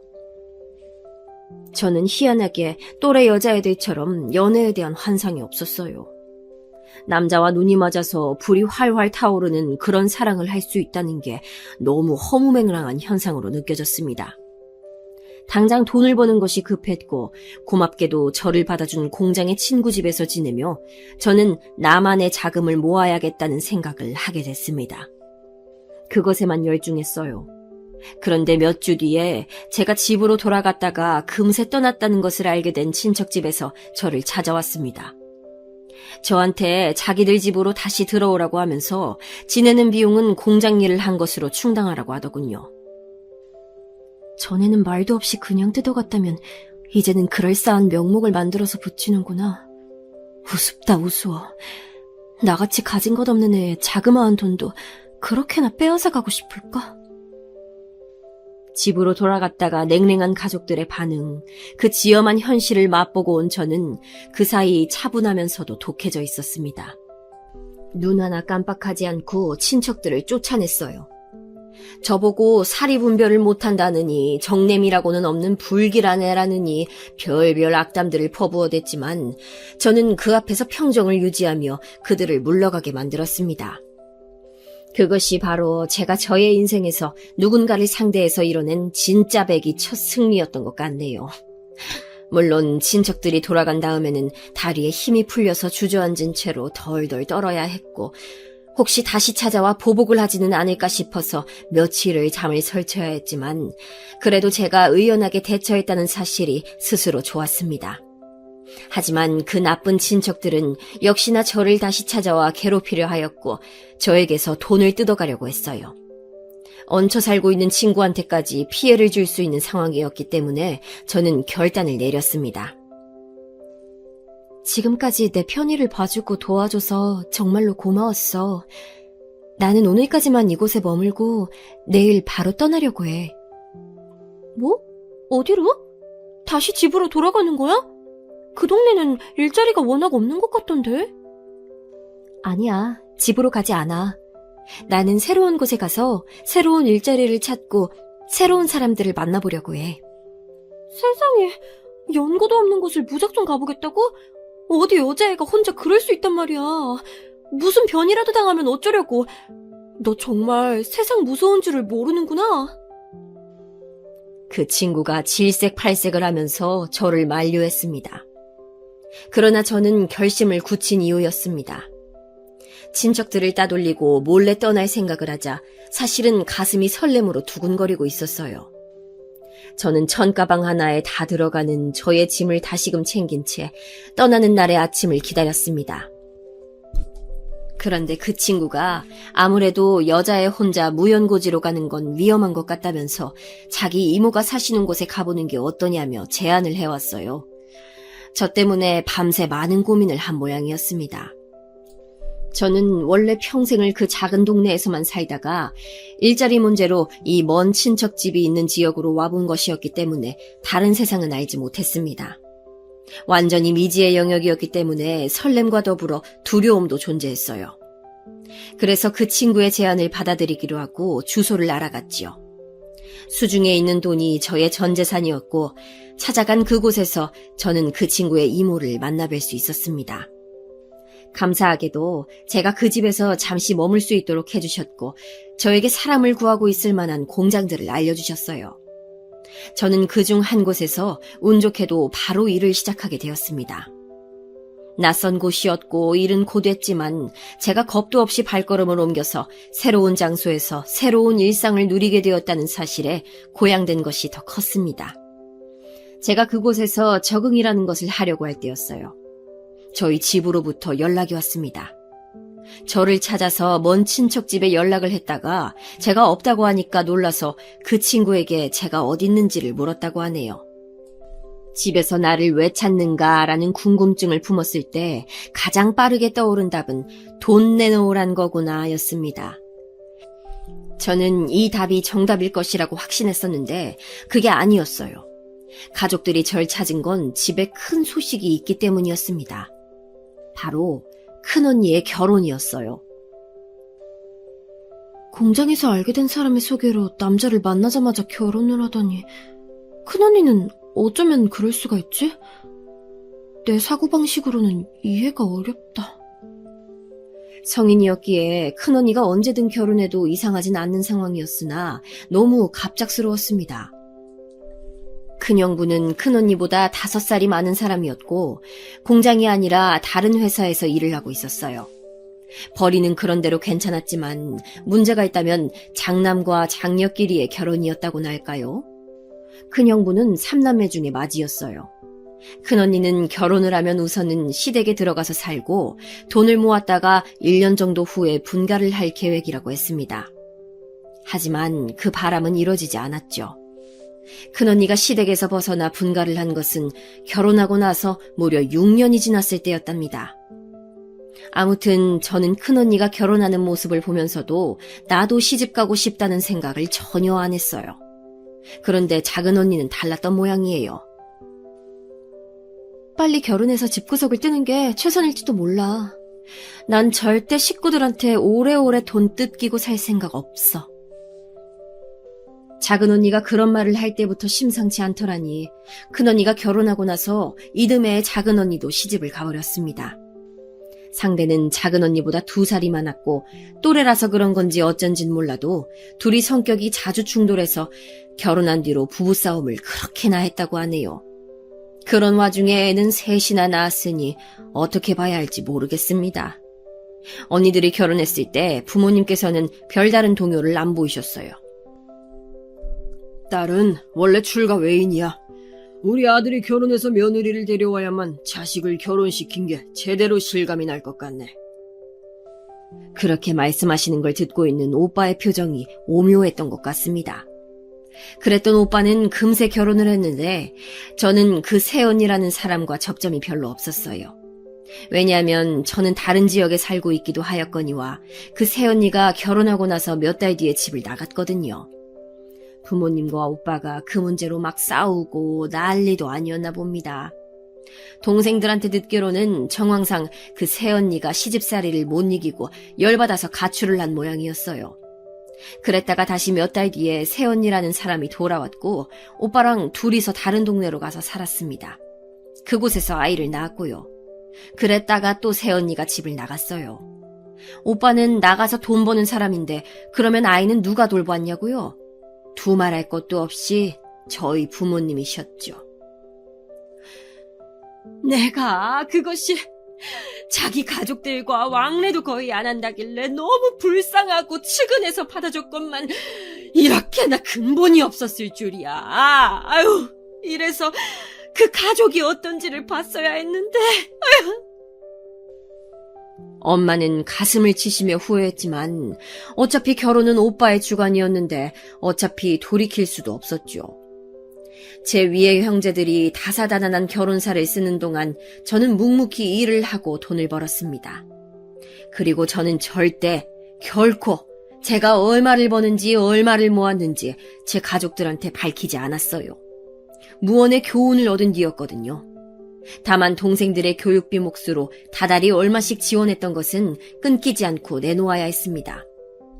제가 돈을 버는 입장이니 그것은 저의 의무라고도 생각을 했었네요. 정말로 안타까운 점은 저의 여동생과 남동생 모두 공부에 재능도 열정도 없었다는 사실입니다. 공부 두뇌도 유전이라더니 정말이었어요. 저희 부모님은 물론이고 당시 일가 친척들을 다 따져봤을 때 공부를 잘했다거나 머리가 똑똑했다거나 이런 사람이 아무도 없었으니까요. 타고난 공부머리가 부족하면 환경이 받쳐줘야 했을 텐데 그것이 부족했으니 사교육 따위는 꿈도 못 꾸던 환경이었으니까요. 그래서 결국 여동생과 남동생이 멋지게 명문대학을 입학한다든가 고시 공부를 해서 성공한다든가 하는 영화 같은 일은 일어나지 않았습니다. 아휴, 이럴 줄 알았으면 그냥 죄다 줄줄이 돈이나 벌어오라고 시켰을 것을 괜한 짓을 한 것 같아서 미치게 후회되는구나. 부모님께서는 무척 안타까워하셨지만 이미 밑빠진 독에 물을 한참 붓고 난 후였으므로 후회해봤자 너무 늦은 때였습니다. 그저 동생들이 돈을 버는 현장을 일찍 알지 못하고 학교 생활을 누린 것만으로도 가족으로서 기쁜 마음으로 받아들이고자 저는 그런 식으로 노력했어요. 어느 날 모처럼 저한테 연락을 한 여동생이 그러더라고요. 언니는 결혼 안 해? 누구 만나는 사람도 하나 없어? 그래, 나는 아직 아무런 소식도 없으니까 그렇게 정보를 캐내려 해봤자 아무 소용없어. 에이, 언니 그러다가 노처녀 된다? 노처녀로 늙어 죽으면 어떡하려고 그래? 그러고 보니까 요즘에는 노처녀라는 표현이 잘 안 보이네요. 예전에는 노처녀, 노총각이라는 말을 잘 썼었는데 말이죠. 여동생은 제가 노처녀로 늙어가는 것은 아니냐며 놀림 반 걱정 반의 말을 했었습니다. 그런데 그게 다 자기 안에 뭐가 든 게 있어서 그랬었나 봐요. 그로부터 얼마 지나지 않아 여동생이 부모님께 결혼하고 싶다는 의사를 밝혀왔으니까요. 그때 여동생에게 보였다는 부모님의 반응이 압권으로 웃겼습니다. 그래, 어떤 놈이냐? 아유, 아니 그러거나 말거나. 우린 돈 없다. 너 시집 가는데 대줄 돈이 없다고. 그런데 어떻게 결혼을 하려고 그래? 집 나간 새언니 때문에 팔자에도 없으셨던 아이를 키우고 계셨으니 그때 부모님께서 꽤나 신경질지 여기셨대요. 저는 그 소식을 듣고서는 황당해서 웃고 말았는데 제 웃음을 금세 걷어가는 소식이 연이어 있었습니다. 여동생이 저한테 돈 좀 지원해달라고 한 것이었어요. 결혼하면서 크게 돈이 들어갈 건 없지만 그래도 돈이 필요하단 얘기였어요. 큰언니, 작은언니, 오빠 모두 그때 자기 코가 석자였거든요. 그래서 여동생이 찾을 사람은 저뿐이었습니다. 언니가 아직 결혼 전이라서 다행이야. 결혼 계획도 아직 없으니 금상첨화네. 당장에 큰돈 들어갈 데도 없으니까 나 좀 도와주라, 응? 여동생의 말을 듣고 나니까 꽤나 억울하더군요. 저는 따지고 보면 여동생을 위해서 어린 나이에 집에서 쫓겨나다시피 하여 먼 친척 집에 가서 온갖 수모를 당하며 고생을 하는 와중에 돈까지 벌었고 또 그것을 거의 다 빼앗겼다가 새로운 지역으로 도망까지 갔었는데 힘들었던 제 지난 날을 부정당하는 것 같아서 기분이 안 좋았어요. 그러나 여동생이 결혼을 확정지었고 제가 도와주지 않으면 곤란할 상황이었기에 저는 결국 돈을 내어주었습니다. 이래서 작은언니가 차라리 빨리 결혼하는 게 낫다고 한 거였구나. 그런 생각을 하면서 저는 처음으로 결혼하고 싶다는 생각을 진지하게 품었습니다. 여동생은 자기랑 무려 7살 차이나 나는 상대와 결혼했습니다. 제 동생이 어느새 다 커서 결혼까지 하다니 감개무량했었네요. 여동생은 금세 임신을 하였는데 무슨 연유에선지 유산이 되었습니다. 그 후로 우울증을 앓았어요. 그때는 정신건강에 대한 개념이 약할 때였으니까 우울증이 뭔지도 모르고 그냥 상태가 안 좋다 정도만 여겼었죠. 우울증에 걸린 여동생은 부부싸움을 야기시켰고 결혼 생활은 무척 안 좋아 보였습니다. 여동생이 한밤중에 저를 포함한 식구들한테 다 전화를 돌려서 내일 죽을지도 모르니까 마지막 인사를 하겠다고 해서 모두가 난리 났던 적도 있었어요. 아버지께서는 이러다가 송장 치르겠다면서 여동생을 집으로 불러들이셨죠. 자기 친정집에 오니까 여동생이 좀 안정이 되었는지 그때부터는 꽤 나아졌어요. 저는 도대체 결혼이란 뭘까라는 생각을 했었네요. 그래도 이왕 결혼을 한다면 6남매 중에서 꼴찌 순서는 면하고 싶었습니다. 설마 남동생보다 제가 늦게 결혼을 할 것 같지도 않았고요. 그런데 이게 웬일입니까? 남동생이 뜬금없이 결혼을 하겠노라고 부모님께 고하였습니다. 그러자 부모님께서는 차마 귀한 막내 아들한테 큰 소리는 못 치시고 조용히 다 이르셨대요. 네가 지금 결혼하겠다고 할 때가 아니야. 일찍 장가들어서 뭐 하려고 그래? 조금만 더 기다려라. 지금은 안 돼. 집안 상황이 도저히 막내를 결혼시킬 만한 게 아니었기에 하신 말씀이었죠. 그러자 남동생에게는 비장의 카드가 있었습니다. 당장 결혼을 진행할 수밖에 없는 카드였습니다. 제 여자친구가요. 임신을 한 상태라서 그래요. 남동생이 기어들어가는 목소리로 그렇게 말을 했을 때 기어이 엄마는 뒤로 넘어가고 마셨대요. 없는 형편에서도 막내 아들만은 금이야 오기야 하면서 다뤘는데 아직 어리다고 할 수 있는 나이에 덜컥 임신 소식으로 결혼을 하게 되다니. 부모님께서는 기야 마시고도 남을 일이었죠. 그렇다고 그 상황에서 결혼을 안 시킬 수도 없었습니다. 결국 남동생이 저보다 먼저 결혼을 했네요. 상대는 남동생이랑 동갑이었고 서로 친하게 지내다 보니 임신까지 하게 되었다고 하는 말에 이거 참 웃어야 할지 말아야 할지 무척 헷갈렸었네요. 그렇게 6남매 중에서 결혼하지 않고 남은 사람은 저뿐이었습니다. 좋은 사람이 생긴다면 결혼을 하고 그렇지 않다면 굳이 인위적으로 인연을 만들어서 결혼하고 싶진 않아. 결혼을 하고 싶은 생각은 분명하게 생긴 뒤였으나 아무하고나 하고 싶지 않다는 것이 저의 바람이었어요. 혼자 미혼인 저에게 각종 돈 달라, 도와달라는 요청을 뻗쳐대는 식구들의 태도에 심란해 있던 시기였습니다. 저에게 과거에 큰 도움을 준 바 있었던 그 친구의 결혼 소식을 듣게 되었어요. 먼 친척집에 살면서 공장을 다녔던 그때 정말 죽기보다 힘들었던 시기였는데 그 친구 덕분에 이겨낼 수가 있었죠. 그런 그 친구가 결혼을 한다니 진심으로 축복해주고 싶어서 결혼식장에 하객으로 참가했습니다. 그 친구와 저는 그런 식으로 엮인 운명이었나 봐요. 왜냐하면 바로 그 친구의 결혼식장에서 저는 드디어 운명의 상대를 만나게 되었기 때문입니다. 특별히 잘생긴 것도 아니었고 키가 훤칠하지도 않았으며 빼입은 정장의 자태가 대단한 것도 아니었어요. 별다를 것 없는 그의 모습에도 저는 이상하게 처음부터 시선을 빼앗겼습니다. 꽉 다물린 인매에서는 그가 얼마나 신중하고 진중한 사람인가를 읽을 수가 있었어요. 누구지? 신랑 쪽 하객이면 분명한 것 같은데 대체 누군지 나중에 꼭 따로 알아내야겠다. 제가 웬일로 이성에게 관심을 가지다 못해서 먼저 움직인 상대는 그가 처음이었습니다. 저는 그 친구에게 그의 인상착의를 설명하면서 누군지 물어봤어요. 그랬더니 그 친구가 정말 보는 사람이 놀랄 만큼 거의 까무러치듯이 놀라는 겁니다. 왜 그렇게까지 놀라는 거야?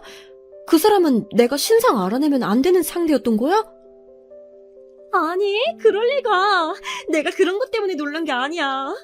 세상에, 어쩜 이런 일이 있을 수가 있지? 그 친구는 그런 말을 하면서 어느새 활짝 웃고 있었습니다. 저는 그 이유가 궁금해서 그 친구의 대답을 자꾸 체근했죠. 이윽고 그 친구가 알려준 이유를 듣고 저는 귀까지 빨개지고 말았습니다. 네가 말한 사람은 우리 신랑 고등학교 동창이야. 그리고 결혼식이 끝난 후에 우리 신랑한테 물어봤었대. 네 인상착의를 설명하면서 혹시 그 여자 누구냐고, 결혼은 했는지 이런 거 궁금했어. 그래서 우리 신랑이 나한테 그 얘기 해줬는데 나는 설명을 듣자마자 그 여자가 넌 줄 알았지. 그런데 너도 그 사람을 궁금해하고 있었다고? 세상에, 이게 말이나 되니? 아무래도 두 사람 운명인가 보다. 저는 그쪽에서 저를 보고 있었는지조차 몰랐어요. 그런데 저를 신경 쓰고 있었다니 정말 놀라운 일이었습니다. 태어나서 그렇게 가슴이 두근거린 것도 그때가 처음이었네요. 저는 고민하지 않고 그를 만나봤는데 정말 운명이라고밖에는 설명할 수 없는 무언가가 저희 두 사람 사이에 흘렀습니다. 그는 저와 다르게 몇 번의 연애를 했었는데 좀처럼 결혼에 대한 확신이 없어서 다 헤어졌을 때요. 그런데 희한하게도 저를 보자마자 이 여자랑 결혼하게 될 것 같다는 느낌을 받았다고 하는 겁니다. 저는 남자를 잘 알지 못하는 사람이었으나 이상하게도 그를 보면서 바로 이 사람이다라는 확신이 들었습니다. 저희는 딱 5개월을 연애하고 6개월째에 결혼을 했습니다. 어떤 두려움이나 망설임도 없었어요.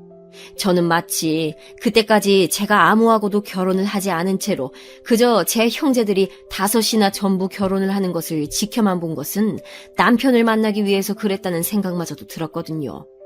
제가 살아온 이야기를 들으면서 남편도 동조를 해주더라고요. 그만큼 나를 만나고자 오래 기다려줬으니 내가 정말 최선을 다해서 잘해줄게. 좋은 남편이 되도록 노력할게.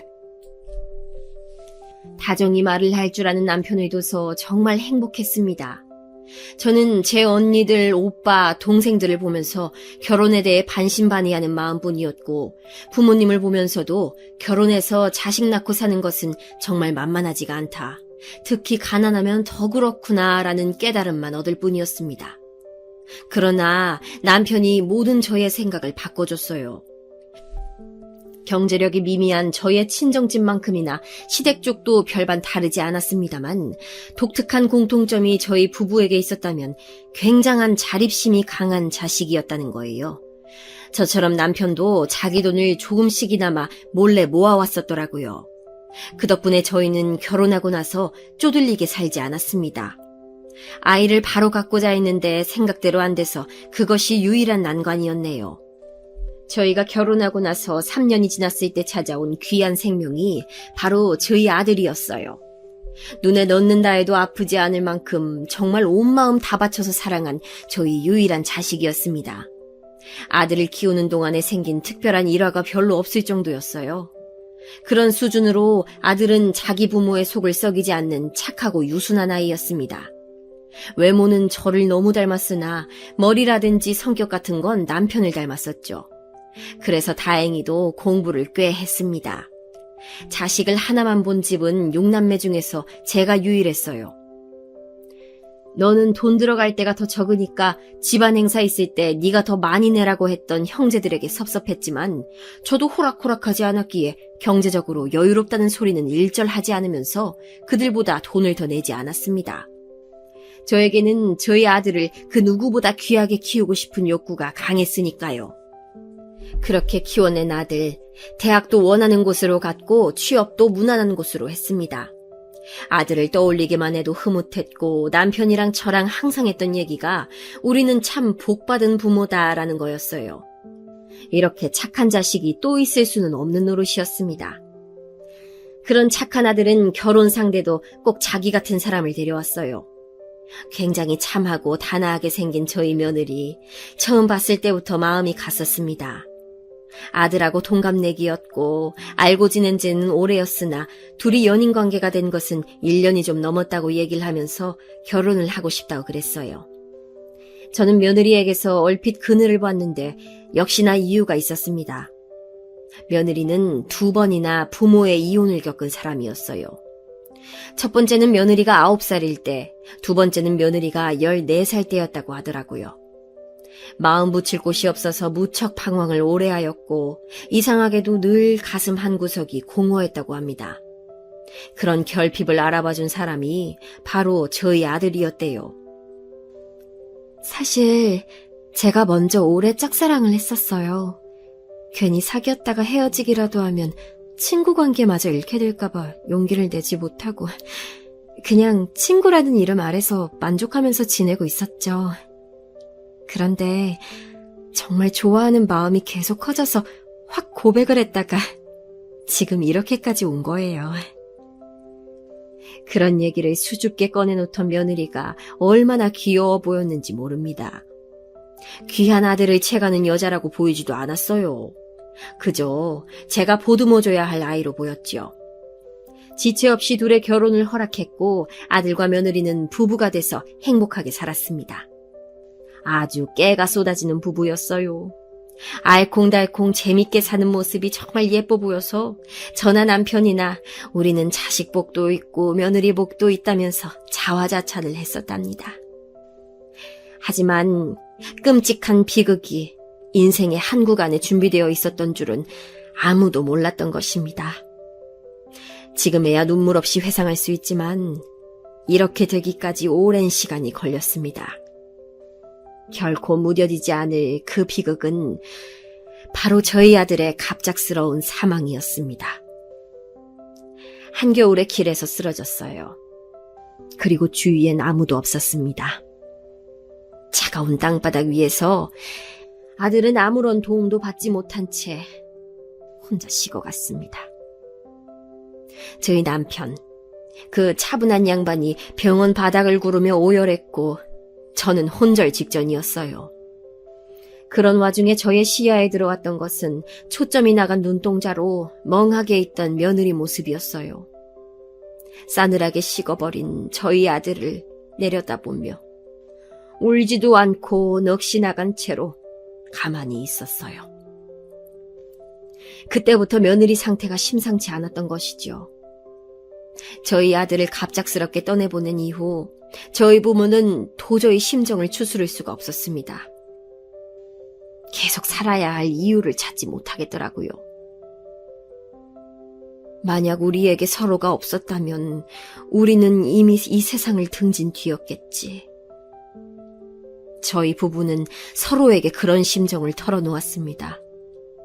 아들을 잃은 슬픔을 함께 나눌 수 있는 상대, 저에게 남편이 없었다면, 그리고 남편에게 제가 없었다면 이미 세상을 떠났었을 거예요. 서로가 있었기에 버틸 수 있었던 거죠. 그러다가 문득 며느리 생각이 났습니다. 며느리 곁은 누가 지켜주나 싶었지요. 며느리한테 친정에 가서 편하게 지내라고 말은 했었는데 과연 어떻게 지내고 있을지 돌연 걱정이 됐습니다. 저희 예상보다도 며느리 상태는 좋지 못했어요. 아들이 떠나고 6개월 후에 만나본 며느리 모습에 저희 부부는 화들짝 놀라고 말았습니다. 마치 산송장이 있다면 바로 이런 모습이겠구나. 생기라곤 하나도 없었습니다. 저희를 보면서 웃음을 짓곤 있지만 며느리의 눈빛이 텅 비어버린 것을 알아차리지 못한다면 저희 부부는 인생을 헛산 것이었겠지요. 당장의 며느리 친정 식구들과 대화를 따로 나눠보았는데 이윽고 저희는 기함할 수밖에 없었습니다. 도대체 언제 정신을 차릴 건지 이제 반년 되었다지만 정말 지긋지긋해 죽겠어요. 하루에도 몇 번씩 사는 의미가 없다, 하늘나라로 가고 싶다 이런 얘기만 해대는데 보살이 아닌 이상 어떻게 참을 수가 있나요. 저러다가 죽든지 말든지 저희는 포기했습니다. 원래도 정신머리가 못 써먹는 애였기 때문에 그런 싹수가 있었어요. 이제는 완전히 글렀죠. 그냥 정신병원에 쳐넣든가 해야 되는데. 아무튼 저희들은 두 손 두 발 다 들었고 원룸 하나 얻어줘서 쫓아낼 생각이에요. 마치 징그러운 벌레 보듯 자기를 보는 자기 친정 식구들의 모습에 그간 며느리가 얼마나 상처를 받아왔을지, 며느리는 저희 아들이 떠난 이후로 극심한 우울 증세를 보이며 힘들어했고 치료가 필요한 상황에 자기 가족들로부터 외면을 당해왔던 것입니다. 그 모습을 보자 너무 가엾고 불쌍해서 눈물이 났습니다. 저희가 집안으로 들인 저희 며느리, 앞으로도 저희가 끝까지 책임지렵니다. 저희 며느리를 앞으로 찾지 마세요. 저희 집안 식구니까요. 예, 그러시든지 말든지요. 데리고 사라져 주시면 저희가 고맙고요. 저희 부부가 며느리를 데려가는데도 무례하게 굴던 그 집 사람들. 정말 인간적인 실망감이 들었습니다. 며느리는 저희의 강력한 권유로 전문적인 치료를 받기 시작했어요. 그러면서 드러난 것은 며느리가 지독하리만치 저희 아들을 깊게 사랑해서 그 흔적을 찾느라 일상생활을 못하고 있다는 사실이었습니다. 며느리가 치료를 받는 동안 저희 부부도 많은 대화를 새로이 나눴어요. 누가 운명의 상대 아니랄까봐 저희 생각은 일치했습니다. 분에 넘치는 자식을 얻어서 그간 풍족하게 살았으니 그것은 다 자식의 배우자에게 넘겨주고 저희 두 사람은 조용한 생활을 하자는 것이었죠. 며느리는 대학을 다니던 중에 미국을 다녀온 바 있었고 가장 친한 친구가 대학 졸업 후 미국에 취직을 해서 그곳에 정착했다고 했어요. 저희 아들이 떠난 후에 회사도 바로 그만두었지만 며느리가 원래 미국에 본사를 둔 외국계 회사에 다니고 있었기도 했고요. 그래서 조심스레 며느리 의견을 물어봤습니다. 아예 새로운 곳에서 모든 걸 다 잊고 새 출발을 하며 새 인생을 사는 것도 좋은 방법일 것 같은데 어떻게 생각하고 있느냐는 말이었지요. 며느리는 혼란스럽다면서 저희와 그런 이야기를 하는 것을 내내 피하더니 우리 아들이 너 이러고 사는 거 알면 좋아할 것 같니? 우리 아들이라서 우리가 잘 알아. 절대 그럴 애가 아니라는 것을. 우리 아들은 말이지. 네 인생을 1분 1초도 허비하지 말라고 그랬을 애야.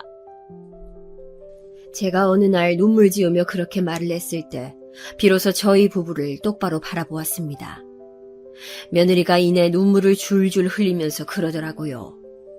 미국에서 새로운 환경 속에 산다면 좋을 것 같다고 말이죠. 저는 옛날에 그 어린 나이에도 무연고지를 향해 불쑥 떠날 생각을 했었을 만큼 은근히 호전적인 성향이 있는 사람이었습니다. 그래서인지 며느리가 미국에 가서 산다는 것을 너무나도 밀어주고 싶었고 응원해주고 싶었어요. 그리고 저는 여동생이 극심한 우울증으로 힘들어하는 걸 보았던 사람이기에 더욱 며느리가 우울증에서 벗어나기를 기도했습니다. 오랜 대화 그리고 준비가 있었어요. 며느리는 결국 한국을 떠나 미국에서 새로이 출발을 하는 것으로 결정했습니다. 그러면서도 여전히 저희 아들을 잊지 못하고 있었죠. 저희 부부는 그 불쌍한 며느리를 위해서 재산을 정리했습니다. 이건 우리의 전 재산이나 다름없다. 그간 너도 짐작을 했겠지만 우리는 이제 서울 생활을 다 정리하고 시골로 내려가서 작은 집에서 조용히 자연을 벗삼아 살아보려고 해. 돈이 될 만한 일감을 찾아서 작게 일도 하면서 그렇게 늙어가고 싶구나. 부디 네가 행복하길 바란다. 저희 부부는 전 재산을 미국으로 떠나는 며느리에게 쥐어줬습니다. 그것이 어떤 의미인지 또한 저희 부부가 어떤 생각과 각오로 그리 결정한 것인지를 며느리는 이미 잘 알고 있었기 때문에 거절하지 못하고 눈물만 뚝뚝 떨구어댔죠. 며느리가 꼭 행복한 인생을 살길 기도해주면서 떠나보냈습니다. 저희 부부는 지방의 작은 시골 마을에 정착해서 살았습니다. 인생이란 참 알 수 없게 흘러가는 것 같아. 안 그래, 여보? 저희 부부는 그런 대화를 자주 나누면서 살았네요. 서울의 번듯한 아파트에서 살 때보다 확연히 못한 생활이었으며 불편함도 많았지만 마음은 편하였습니다. 전 재산을 며느리에게 주고 며느리를 미국으로 떠나보낸 이후로 저는 저희 형제들과 사이가 멀어졌어요.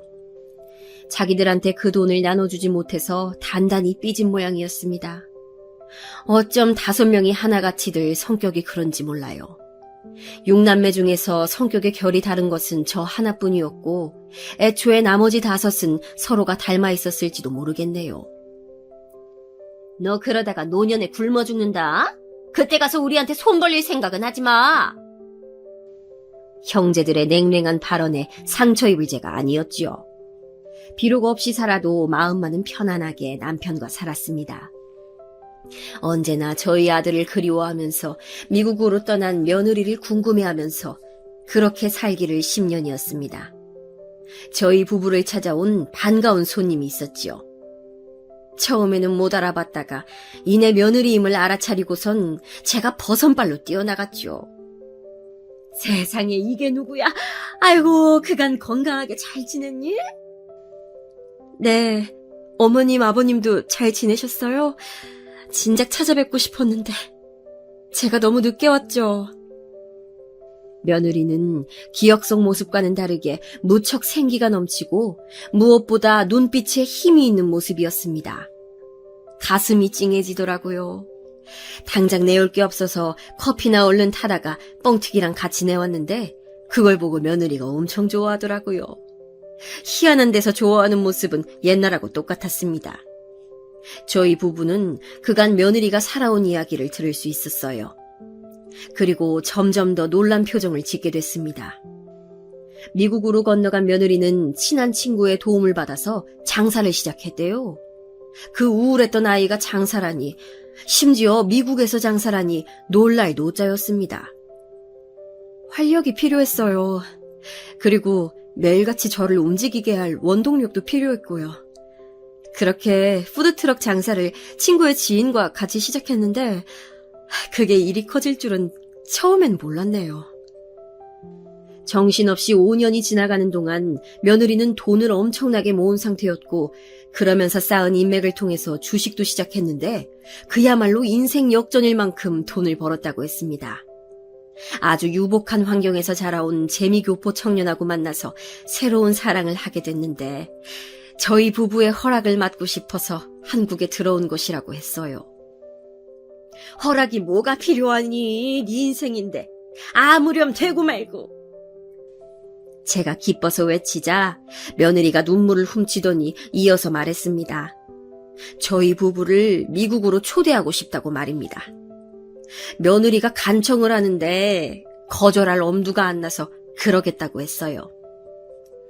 그리고요, 어머님, 아버님, 제가 한국에서 두 분께 드리고 싶은 선물이 있어요. 아무래도 저 때문에 서울의 아파트를 정리하셨던 게 저는 내내 마음에 걸렸거든요. 그래서 더 좋은 서울 강남의 아파트를 한 채 해드리고 싶습니다. 저희 부부의 입이 얼마나 쩍 벌어졌는지는 구태여 묘사하고 싶지 않네요. 입이 안 다물어졌어요. 저희는 우선 필요 없다고 거절을 하였으나 며느리가 저희 아들이 있는 납골 땅에 가서 눈물을 쏟아내며 자기야, 어머님 아버님이 내 선물을 안 받고 싶으시대. 난 두 분을 호강시켜드리겠다는 일념으로 지금까지 하루도 안 쉬고 살아왔는데 아유, 내 선물이 거절당해서 어떡하지? 이러는데 아이고, 당해낼 도리가 없더군요. 당장 집을 구입하겠다고 며느리가 떼를 쓰는 걸 간신히 만류하고선 미국행에 함께 올랐습니다.